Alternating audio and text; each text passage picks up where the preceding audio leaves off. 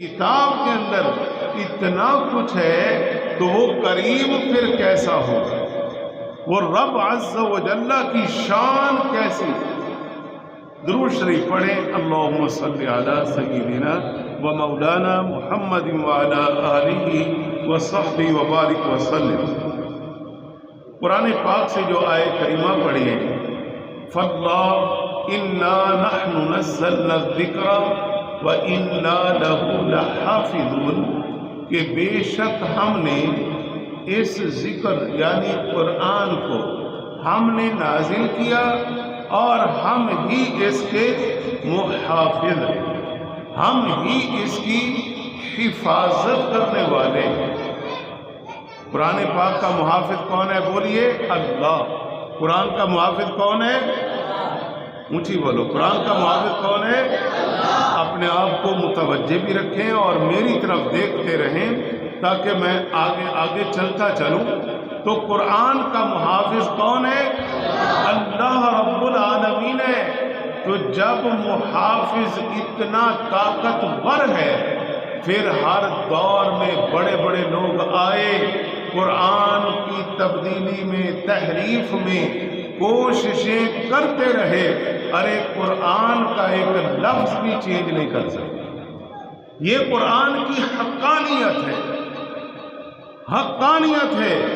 جب حضور پر قرآن نازل ہو رہا تھا صلی اللہ علیہ وسلم، تو اس وقت کفار مکہ جو کوشش کرتے تھے اور جب اس کے قریب قریب الفاظ بناتے، پھر جب اپنے بڑوں میں بیٹھ کر سناتے، پھر خود ہی رد کرتے۔ ارے قرآن پاک نے پھر مختلف مقامات پر ان دعووں کے جواب اللہ نے دیے۔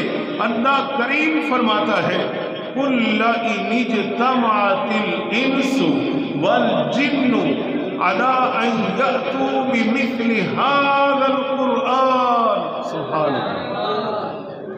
اللہ کریم فرماتا ہے کہ تمام انسان، تمام جنات مل کر قرآن کی مثل لانا چاہیں تو نہیں لا سکتے۔ اللہ تعالیٰ نے خود فرمایا کہ نہیں لا سکتے۔ کہیں اللہ تعالیٰ نے یہ بھی فرمایا کہ وَإِن كُنتُمْ فِي رَيْبٍ مِّمَّا نَزَّلْنَا عَلَىٰ عَبْدِنَا فَأْتُوا بِسُورَةٍ مِّن مِّثْلِهِ، اگر تمہیں قرآن میں کوئی شک ہے تو پھر اس کی مثل کوئی ایک سورت تو لے آؤ، کوئی ایک آیت تو اس طرح کی بنا لاؤ۔ تو نہ لا سکے، نہ آیت، نہ سورت، نہ پورا قرآن۔ تو اس سے معلوم ہوا کہ قرآن کا محافظ کون ہے؟ اونچی بولیے، قرآن کا محافظ کون ہے؟ تو جو قرآن کو محو کرنا چاہے، مٹانا چاہے، بدلنا چاہے، نہ قرآن بدل سکتا ہے نہ مٹ سکتا ہے، بلکہ بدلنے والے، اس کو مٹانے والے خود مٹ جائیں۔ ٹھیک ہے؟ قرآن اپنی جگہ پر موجود ہے، ٹھیک ہے، اور موجود رہے گا، اور لوح محفوظ میں محفوظ، اور چھوٹے چھوٹے بچوں میں رب چاہے تو قرآن کو محفوظ کر دے گا۔ کوئی سینہ اہل ایمان کا قرآن سے خالی نہیں، کسی کے سینے میں کچھ نہ کچھ موجود ہے۔ ابھی میں آغاز کرتا ہوں بسم اللہ شریف سے۔ ارے بھائی آپ یوں سمجھیں، ایک بندہ جی بالکل آپ سمجھ لیں کہ دماغی طور پہ بالکل مناسب ہے، کئی دن میں اس کو قرآن کا لفظ یاد نہیں ہوتا، لیکن کمال یہ ہے کہ بسم اللہ شریف تو وہ بھی آپ کو سنا دے گا۔ بسم اللہ الرحمن الرحیم۔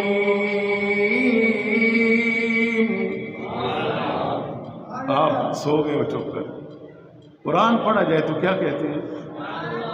اللہ۔ بسم اللہ الرحمن الرحیم۔ اللہ سلامت رکھے۔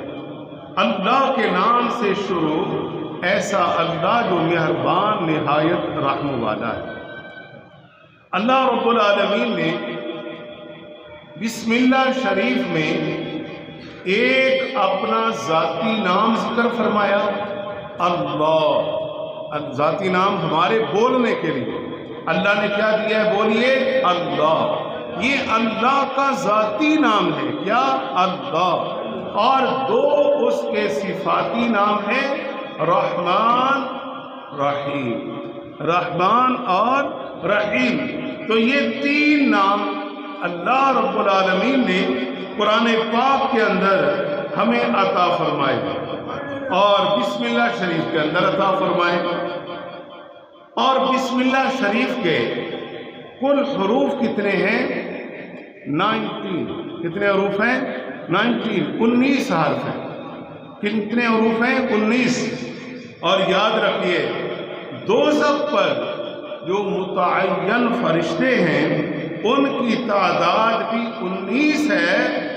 تو علماء علم الاعداد کے ماہرین نے ریسرچ پیش کر دی کہ لوگوں جو بسم اللہ شریف پڑھنے کا عادی ہو جائے، میری طرف دیکھیے، جو اگر آج کچھ لے کے جانا ہے، بسم اللہ شریف پڑھنے کا عادی ہو جاتا ہے تو دوزخ پر معمور جو فرشتے ہیں ان کی تعداد 19 ہے۔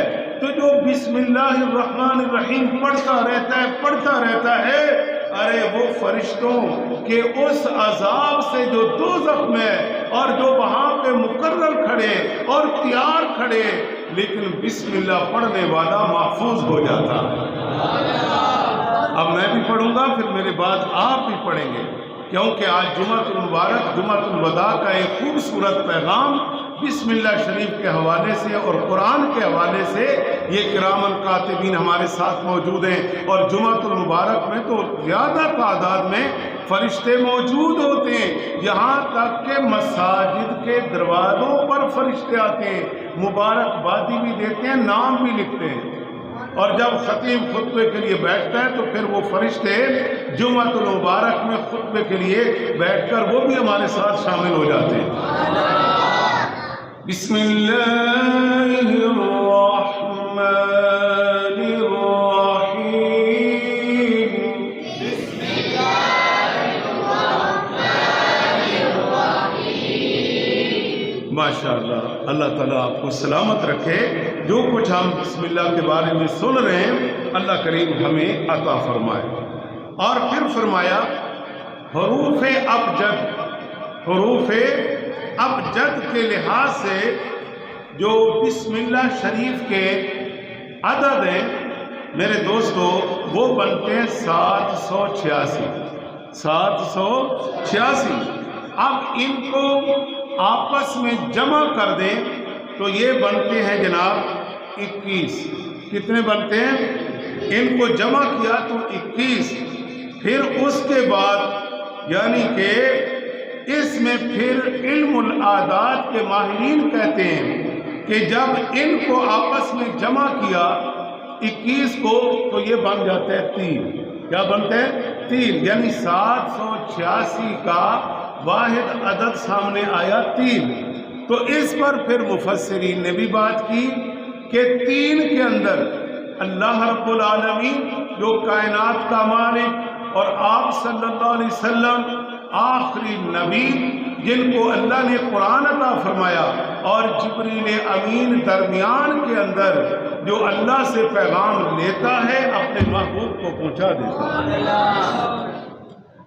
ہے۔ جی اللہ تعالیٰ سے پیغام لیتا ہے۔ اور یہ بھی آپ کے علم میں ہونا چاہیے کہ جتنے انبیاء علیہ السلام دنیا میں تشریف لائے ہیں، قرآن پاک نے تو 26 کا ذکر صراحتاً نام کے ساتھ کیا، باقیوں 3 کا ذکر ضمناً آیا، اور باقی کچھ توریت اور دیگر کتابوں میں آئے، اور باقی جو حضور فرما گئے ہمارا اس پر ایمان کہ کل انبیاء 1,24,000 پیغمبر کم و بیش یا اس سے بھی زائد، کیونکہ دیکھو نا آپ علیہ السلام نے فرمایا کہ 69,000 سے زائد انبیاء علیہ السلام تو بنی اسرائیل کی طرف آئے۔ تو اس سے آپ اندازہ لگائیں کہ کائنات میں کتنے نبی آئے ہیں، لیکن جبریل امین علیہ السلام کسی پیغمبر کے پاس 1 بار 10 بار 20 بار 40 بار 50 بار 100 بار یہ تذکرے موجود ہیں، لیکن آپ صلی اللہ علیہ وسلم کے پاس جبریل امین کتنا آئے؟ 23 سال کے پیریڈ میں، 40 سال سے سلسلہ شروع ہوتا ہے جناب، 63 برس میں ختم ہوتا ہے۔ اس 23 سالہ پیریڈ میں 24,000 مرتبہ جبریل حضور کے پاس آئے۔ کتنے مرتبہ جی؟ 24,000۔ اب اس کا آپ اندازہ لگائیں، 23 برس 24,000، ارے بھائی یہ تو لگتا ہے صبح دوپہر شام رات دن سفر حضر گرمی سردی لیل و نہار باغ و بہار، جہاں حضور وہاں جبریل امین پہنچ جاتے ہیں۔ حضور مکہ میں، حضور بازار میں، حضور گھر میں، حضور بیت اللہ میں، حضور مسجد نبوی میں، حضور جناب صفا مروہ پر، حضور جناب میدان عرفات میں، حضور مینا میں، حضور چل رہے ہیں جہاں جہاں۔ کمال کی بات ہے کہ 23 برس اور 24,000 کی بات کر رہا ہوں، 2400 کی بات نہیں کر رہا ہوں، 24 عدد کی بات نہیں ہو رہی، 24,000 مرتبہ جبریل امین نے حضور کی بارگاہ میں حاضری کی۔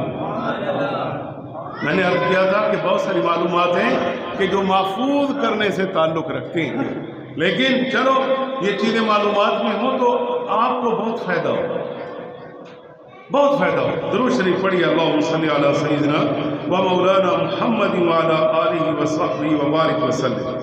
اب ایک اور مختصر سی معلومات قرآن کے حوالے سے۔ ابھی میں نے عرض کیا تھا کہ بسم اللہ کے حروف کتنے ہیں جی؟ اللہ شاباش، ماشاءاللہ، یہ بچہ بولا ہے مزمل، اس کے لیے کہہ دو سارے سبحان اللہ۔ ادھر سے بھی کوئی بولا ہے تو سبحان اللہ۔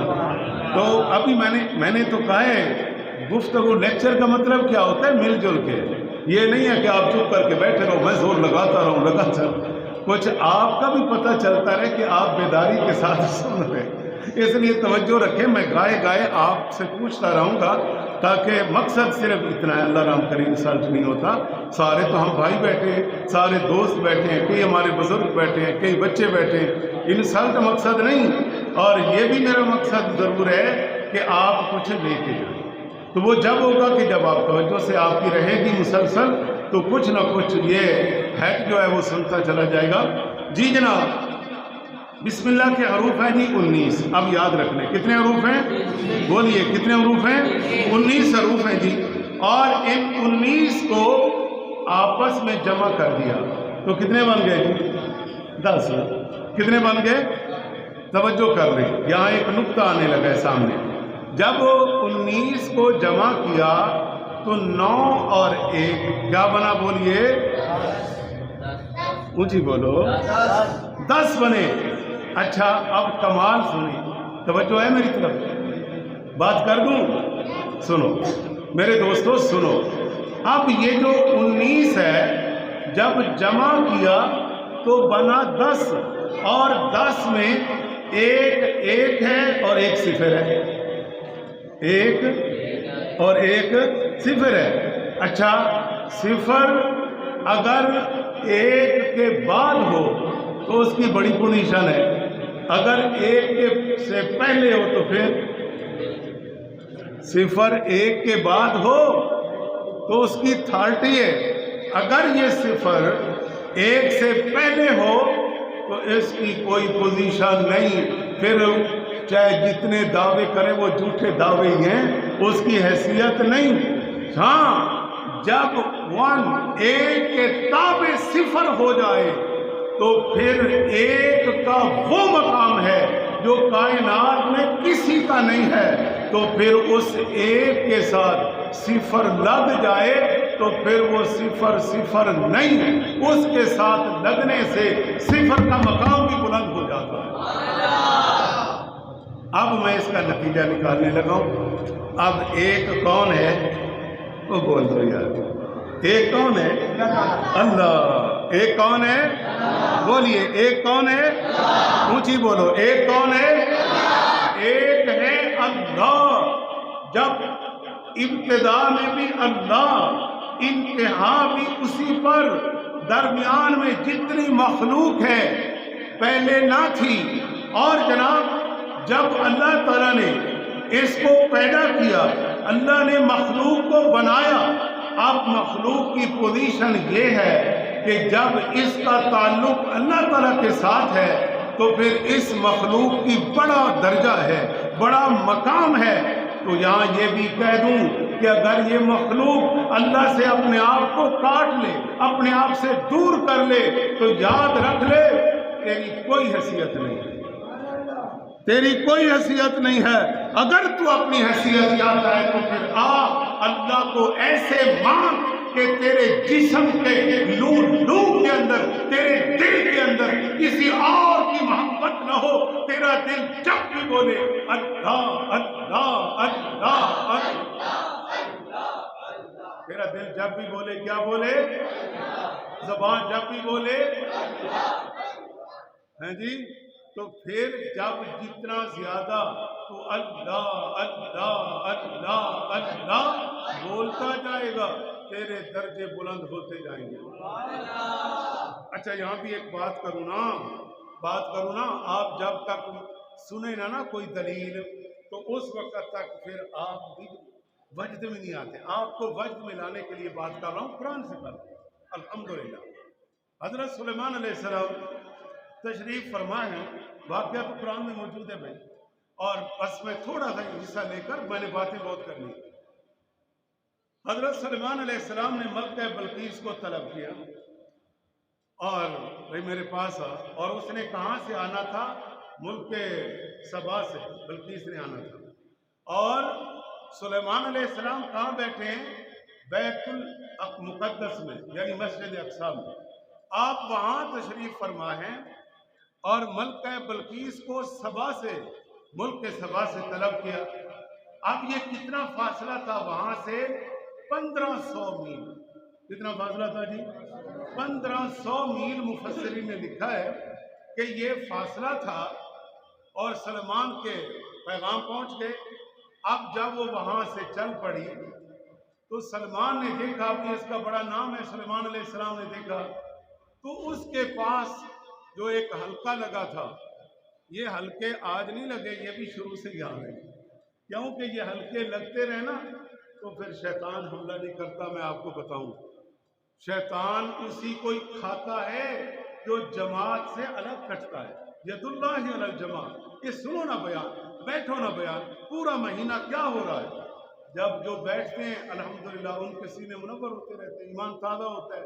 ماہ رمضان آیا، رمضان کے ذکر، حج آئے، حج کے ذکر، نمازوں کے تذکرے، بزرگوں کے ذکر، پیغمبروں کے ذکر، قرآن کی باتیں آج ہم کر رہے ہیں، تو پھر ایمان منور ہوتا چلا جاتا ہے، تو پھر شیطان حملہ نہیں کرتا. تو جو یہاں سے جماعت سے کٹتا ہے، حضور فرماتے ہیں بھئی یہ ابن ماجہ میرے سامنے پڑھی ہے کہ ید اللہ علی الجماعت، جماعت پر تو اللہ کا دست قدرت ہوتا ہے. تو اس لیے مل کے رہو، چمٹ کے رہو، جڑ کے رہو، تو پھر کوئی آپ کو پھسلا نہیں سکتا، کوئی آپ کو گمراہ نہیں کر سکتا. ٹھیک ہے جی.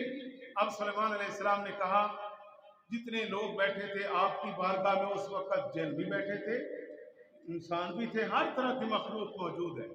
آپ نے فرمایا بھائی ملکہ بلقیس پہنچنے کو ہے تو اس کا جو تخت ہے جو وہاں سبا میں پڑا ہے، اور وہ تخت چاہیے یہاں تاکہ اسی پر اس کو بٹھایا جائے. تو وہ کوئی لا سکتا ہے؟ سارے سوچ میں پڑ گئے کہ 1500 میل کا سفر ہے اور یہ تخت، یہ تو بڑا مشکل ہے نا. سوچنے پڑے. لیکن پیغمبر کو پتا تھا نا جو میرے پاس بیٹھے ہیں، میری اتنی پرواز ہے تو بیٹھنے والوں کو تو میں نے کچھ دیا ہی ہے نا، یہ بھی کوئی طاقت رکھتے ہیں. لو جناب، آپ نے فرمایا بھی ہاں. ایک جن بولا جو سب سے بڑا تھا، اس نے کہا جی میں یہ لا سکتا ہوں لیکن مجھے تھوڑا ٹائم چاہیے. جی کتنا ٹائم چاہیے؟ مجھے اتنا ٹائم چاہیے کہ جتنی دیر آپ کی یہ نشست چلے گی نا، اس کے برخاست ہونے سے پہلے میں وہ تخت وہاں سے یہاں تک لے آؤں. آپ نے فرمایا نا، تو نے تو ٹائم زیادہ مانگ لیا، تو نے ٹائم زیادہ مانگا ہے، اس سے کام نہیں چلے گا. ہاں بھائی کوئی اور بولے آئے ہائے ہائے ہائے ہائے سنیو اب میں تمہیں کیا کہوں اللہ ایسے لوگوں کو ہدایت دے دے جو اولیاء کے بارے میں بولتے وہیں پر موجود تھے سلیمان علیہ السلام کے وزیر آصف برقیہ آصف برقیہ نے کیا کہا انہوں نے کہا کہ جناب اگر اجازت ہو تو میں لے آؤں فرمایا کہ تو کتنی دیر میں لائے گا ٹائم کی بات ہے تو کتنی دیر میں لائے گا تو اب قرآن بیان کرتا ہے قبل ان یرتد الیک طرفک آنکھ کھلی ہے بند نہیں ہوگی تخت یہاں پہ ہوگا یہ آنکھ کھلی ہے کتنی دیر لگتی ہے جی یہ آنکھ کھلی ہے یہ بند نہیں ہوگی قبل ان یرتد الیک طرفک یہ ایسے ہے ایسے نہیں ہوگی کہ تخت یہاں پہ پڑا اب بتائیں جن پیچھے رہ گیا آصف برقیہ کا مقام کہاں پہ پہنچا قرآن نے بیان کیا اور وہ اللہ کی مخلوق ہے وہ انسان ہے اس کی اتنی طاقت ہے اور اللہ نے اس کو اتنی قوت عطا کی ہے کہ ایک اللہ کا ولی سلیمان علیہ السلام کی امت کا ولی اتنا مقام رکھتا ہے کہ 1500 میل سے آنکھ جھپکنے سے پہلے تخت وہاں سے یہاں لا سکتا ہے تو حضور کے امت کے ولیوں کا مقام کیا ہوگا اوپر سے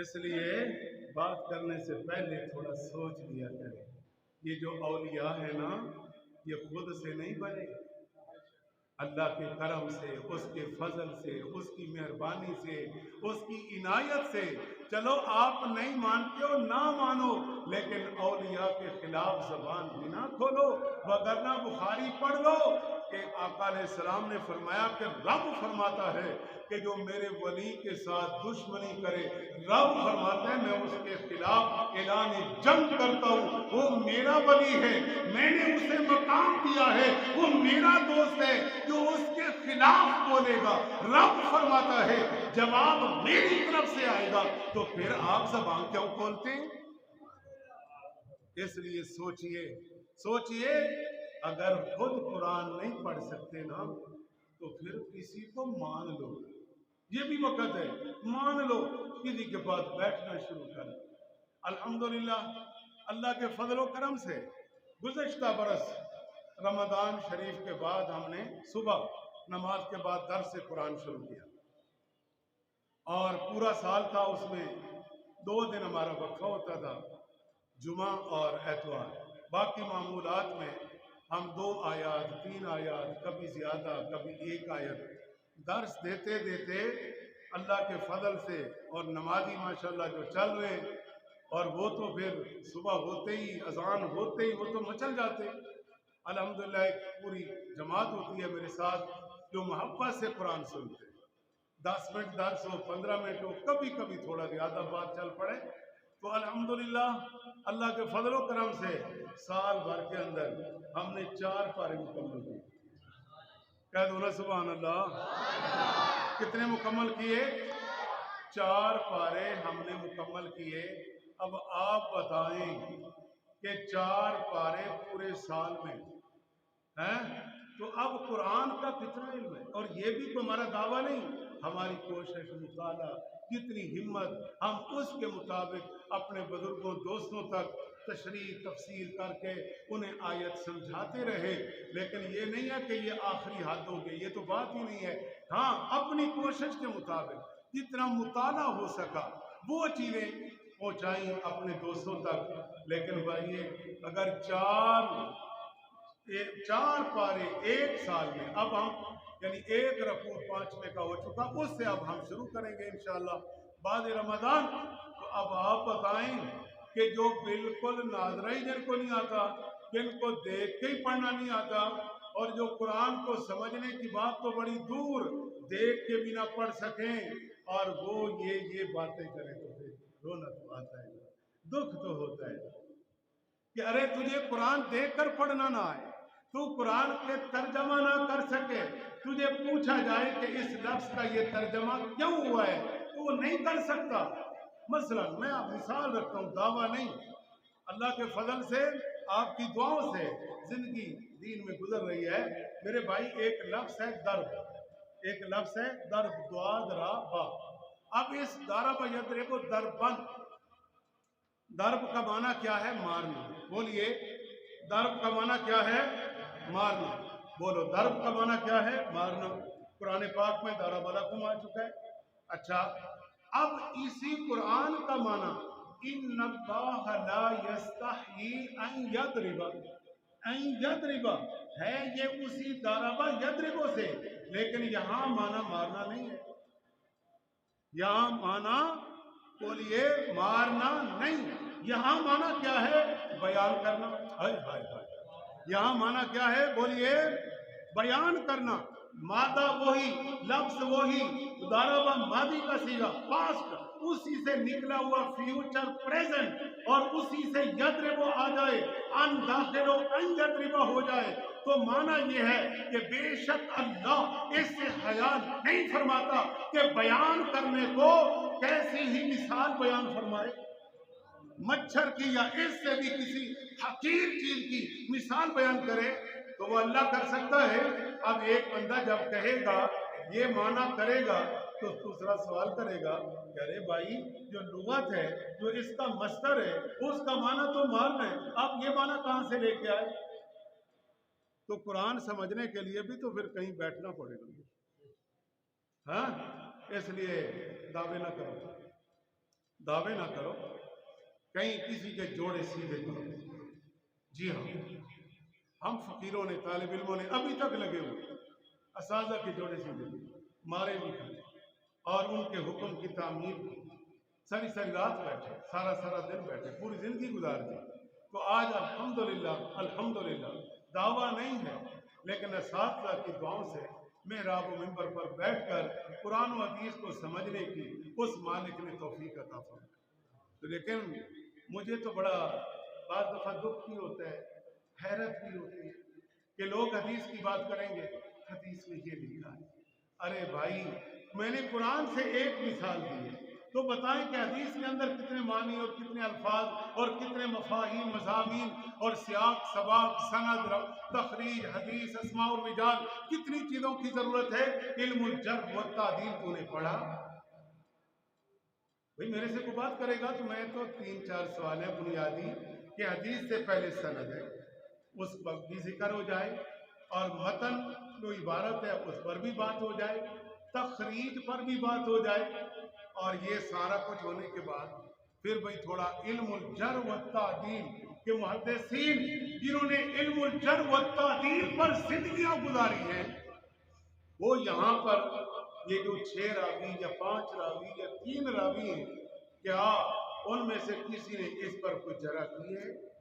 اور پھر آج کل تو ایک بہت بڑی آسانی ہے کہ سعودی عرب اور ریاض سے جو سیاستہ آ رہی ہے، اب جو جدید ایڈیشن آنا شروع ہوئے، وہ تو حدیثوں کے نتیجہ بھی نکالی آ رہے ہیں کہ یہ حدیث صحیح ہے، یہ حسن ہے، یہ ضعیف ہے، اس پر جرح ہے، اس پر نہیں ہے۔ ارے بھائی لیکن یہ پتہ ہوگا کہ جرح ہے کیا، یہ پتہ ہوگا کہ صحیح حدیث کہتے کس کو ہیں، یہ پتہ ہوگا کہ حسن کیا ہے، یہ معلوم ہوگا کہ خبر متواتر کیا ہے، یہ معلوم ہوگا کہ خبر مشہور کیا ہے، یہ پتہ ہوگا کہ خبر عزیز کیا ہے، یہ معلوم ہوگا کہ خبر واحد کیا ہے، یہ پتہ ہوگا کہ ضعیف کیا ہے، تو پھر ہی آپ بات کریں گے۔ یہ ایک پیغام ہے جو آج میں نے دیا، لیکن آئیے یہ بیان اب ادھر آیا ہوں تو آپ ادھر بھی حیران ہو گئے کہ یہ کیا بیان ہونے لگا۔ ہم تو یہی جانتے ہیں سادہ سی بات، بھائی حدیث کا ترجمہ کر دیا جاتا ہے، مضمون بتایا جاتا ہے اور بات چل سے چل۔ ارے بھائی ٹھیک ہے، لیکن خیال کر آج دور ریسرچ کا چل رہا ہے، آج آپ کس دور سے گزر رہے ہیں؟ ہر کام کے اندر تحقیق ہے، تو کیا خیال ہے قرآن و حدیث کا کوئی وارث نہیں ہے؟ اس کو جو نتھو پھتھو چاہے اپنی منمانی چینلوں پہ آ کے اپنی مرضی کی جناب تفصیلیں شروع کر دے، ہائے ہائے ہائے، وہ تو وہاں پر جو کام ہو رہے ہیں مقاصد ہیں. خدارا آپ اپنے ایمان کو محفوظ رکھیں. بولیے آپ اپنے ایمان کو محفوظ رکھیں. آپ یہ جو سنتے رہتے ہیں آپ کو سمجھ نہیں. ایک اگر طالب علم اس طرح باتیں قرآن و حدیث کو سمجھا رہا ہے تو پھر جو بڑے علماء ہیں ان کا تو پھر مقام ہی اپنا ہے. کہہ دو سبحان اللہ. تو اس لیے خدارا علماء سے اپنے آپ کو وابستہ کرو. علماء سے اپنے آپ کو کیا کرنا ہے؟ بولیے آج پیغام لے کے اٹھو. علماء سے اپنے آپ کو کیا کرنا ہے؟ وابستہ رکھو. اور آج نا دوست بیٹھے ہیں میرے, میں یہاں کی باتیں تو نہیں کرتا, یہاں تو پوری ایک ہسٹری ہے, لیکن عموماً روٹین چل رہی ہے. یار یہ دیکھو نا, پہلے تو دیکھو کوئی مفت کا امام مل جائے, اچھا چلو کوئی 5-10 ہزار پہ رکھ لو. ارے بھیا جو 5-10 ہزار والا ملے گا تو پھر آپ کو وہ پھر آپ کا اس کا ایمان بھی خطرے میں اور تیرا بھی خطرے میں. سمجھ آ گئی کہ نہیں؟ لہذا اس لیے یضل بہ کثیرا ویہدی بہ کثیرا. بہت سے لوگ قرآن پڑھتے ہیں گمراہ ہو جاتے ہیں حالانکہ قرآن ہے, اور بہت سے لوگ قرآن پڑھتے ہیں ہدایت پا جاتے ہیں. یہ کیا اللہ نے پیغام دیا؟ تو آج ہمارے ہاں ایک یہ بھی بہت بڑی بیماری ہے کہ ہم پیسے کا مصرف بھی ہم